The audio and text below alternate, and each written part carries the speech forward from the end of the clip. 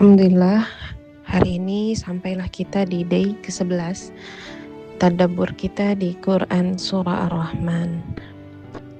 Saran saya sebelum mendengarkan lagi hari yang ke-11 ini, silahkan disimak ulang lagi yang sebelum-sebelumnya sambil dikuatkan lagi rasa syukur kita di 10 nikmat yang sebelumnya. Hari ini kita akan membahas saat Allah mulai menunjukkan kekuasaannya lebih dari sekedar ancaman, tapi menunjukkan kekuasaannya dan menyampaikan bahwa tidak akan ada yang bisa menolong selain Allah.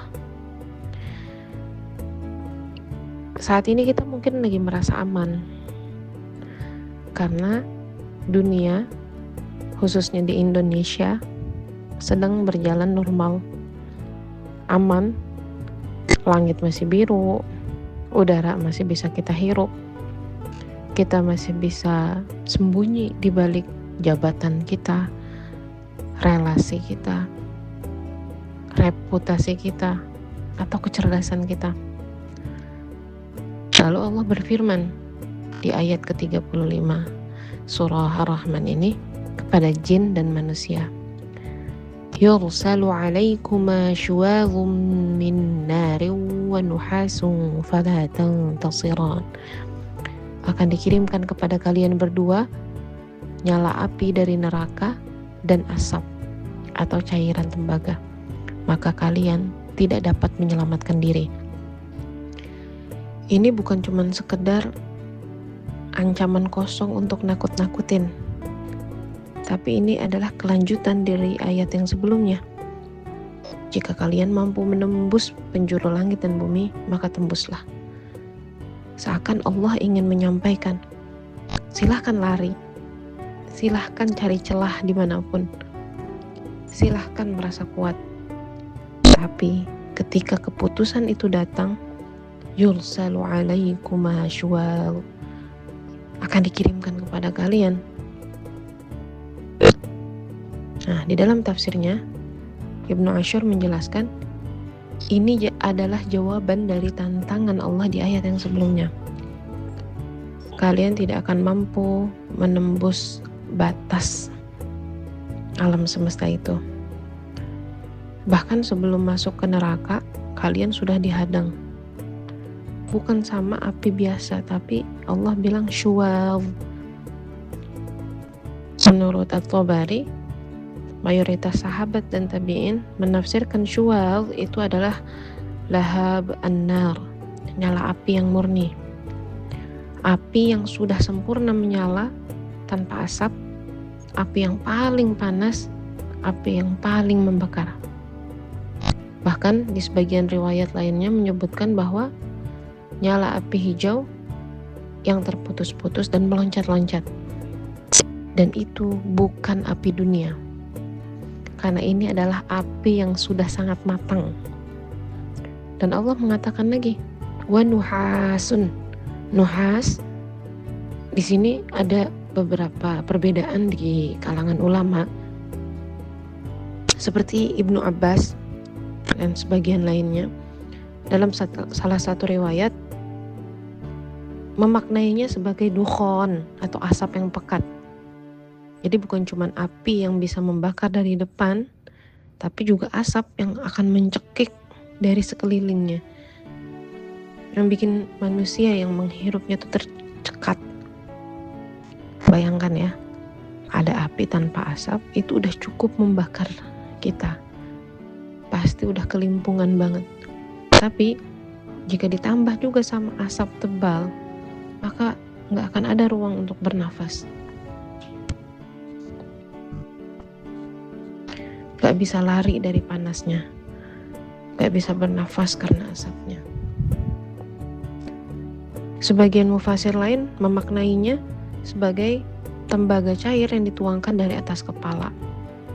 Entah apapun maknanya, tapi pesannya sama, tidak akan ada celah keselamatan. Dan Allah menutupnya dengan kalimat yang sangat tegas, fala tantasiran, maka kalian tidak akan bisa menolong diri kalian. Kata tantasiron itu bukan cuma berarti tidak akan menang, tapi juga berarti kalian tidak akan menemukan pembela, tidak akan menemukan pelindung, tidak akan menemukan tempat berlindung. Gak ada koneksi, tidak ada sistem, gak punya kekuatan sosial, gak punya privilege apapun. Di dunia mungkin kita bisa menang karena kita punya akses, tapi di akhirat semua akses itu ditutup. Dan Allah mengulangi lagi untuk yang ke-11 kalinya di surah ini.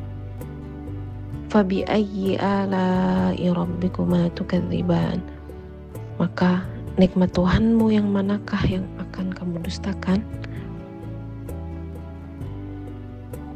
Ini bikin kita jadi berhenti gitu. Kenapa setelah Allah ngomongin tentang ancaman berupa api, asap, Allah malah menyebutnya sebagai ala, nikmat? Bukannya itu satu hal yang menakutkan ya? Kenapa malah disebut nikmat sama Allah? Mufassir menyebutkan bahwa pengulangan ini konsisten. Semua ini adalah bentuk kekuasaan Allah, baik dalam memberikan rahmat maupun menghukum. Itu adalah bagian dari rububiyahnya Allah. Ancaman ini sendiri adalah nikmat. Kenapa? Karena ini berupa peringatan, karena dia jadi alarm sebelum semuanya terlambat. Karena selama ayat ini masih kita dengar, artinya pintu taubat masih terbuka. Yang lebih mengerikan itu sebenarnya bukan apinya, tapi yang lebih mengerikan adalah ketika manusia baca ayat ini dan tetap merasa aman. Merasa, masih lama. Bisa jadi gak kejadian tuh. Ya Allah tuh kan maha penyayang, gak mungkin lah sekeras itu. Padahal konteksnya jelas di sini. Ini terjadi saat hari ketika langit terbelah, ketika semua sistem alam semesta itu runtuh. Itu hari dimana tidak ada yang bisa menolong kecuali amal dan rahmatnya Allah.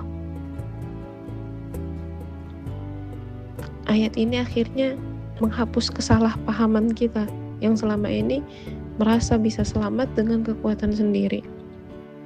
Allah seakan berkata gini ke kita, kalian gak akan bisa menembus langit. Dan ketika hukuman itu datang, kalian tidak akan mampu menolaknya. Lalu pertanyaannya, sekarang bukan lagi tentang seberapa kuatkah kita, tapi sudahkah kita mencari perlindungan dari yang maha kuat? Karena sebelum yursalu alaikuma syuwadhum minan nari wa nuhasum fala tantasiran, itu terjadi di akhirat. Kita masih punya kesempatan untuk berkata hari ini, saat ini juga, saat mendengar ini, ya Allah, lindungi aku dari apimu. Maka nikmat Tuhanmu yang manakah yang akan kamu dustakan? Nikmat berupa udara yang masih bisa kita hirup, nikmat berupa waktu yang masih Allah berikan ke kita dengan bangunnya kita hari ini. Untuk apa? Memperbaiki diri. Nikmat berupa ayat yang menjadi peringatan untuk kita sebelum nanti tiba-tiba hukumannya datang. Allah tuh adil. Peringatan duluan, baru hukumannya. Maka yang sudah diperingatkan, bersikaplah sebagaimana orang yang diperingatkan. Dia berhati-hati dan minta perlindungan pada yang semestinya. Jangan tunggu lagi sampai gak ada lagi yang bisa nolong. Karena di hari itu gak akan ada kemenangan selain bagi mereka yang berlindung kepada Allah Subhanahu wa ta'ala. Ayat ini inline juga dengan ayat yang sering kita baca dalam sholat-sholat kita. Maliki yaumiddin, Allah yang memiliki dan menguasai hari pembalasan. Nah, detail dari ayat itu ada di sini, salah satunya. Maka semua kembali lagi ke kita masing-masing. Peringatan telah sampai kepada kita hari ini. Apakah kita termasuk yang masih merasa aman? Ataukah jadi orang yang langsung bersegera menyambut peringatan tersebut dan berbuat sebagaimana yang seharusnya Allah inginkan atas diri kita? Fabi ayyi ala'i rabbikuma tukadziban. Sayang itu juga berarti memberitahu di depan ada bahaya sehingga kita bisa berhati-hati. Wallahu a'lam bishawab. Selamat menyelami. Semoga ayat ini cukup untuk menjadi peringatan bagi kita dan membuat kita makin tunduk sama Allah. Selamat mempraktekannya juga di hari ini. Sampai ketemu lagi di hari yang berikutnya. Assalamualaikum warahmatullahi wabarakatuh.